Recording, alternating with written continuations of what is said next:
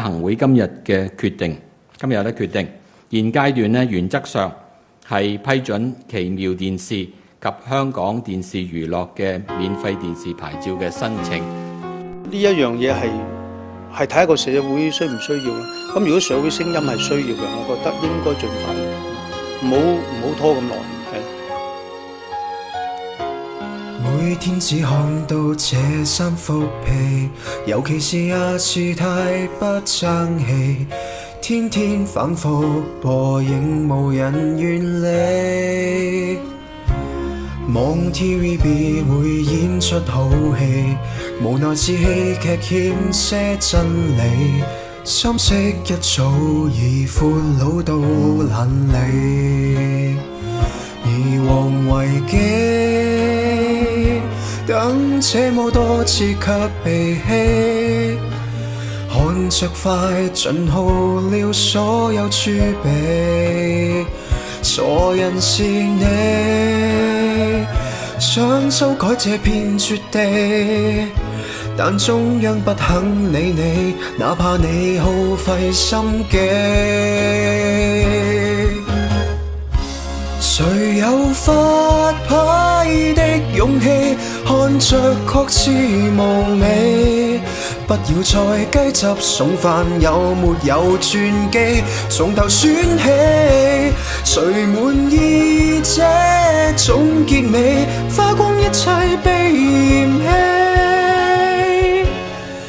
沒有想過太多，我只需要你。有一天看到那三幅被，誰人願那是訂包給你，聽到尾這潮我都喘晒氣，齊來祈禱，終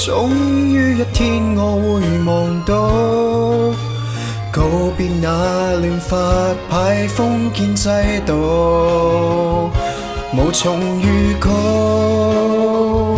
多曲折每段路，未管幾多的控訴，我怕你又聽得到。誰有發牌的勇氣，看着確似無味，不要再雞汁餸飯，有沒有轉機，從頭選起，還有那一種結尾，花光一切被嫌棄，沒有想過太多，我只需要你。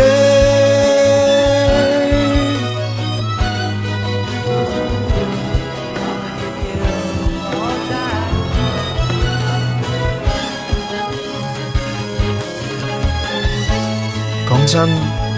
我都係想轉台啫，係咪真係咁難呢？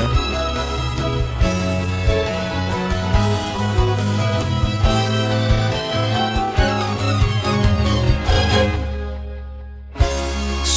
有發牌的勇氣，看着確似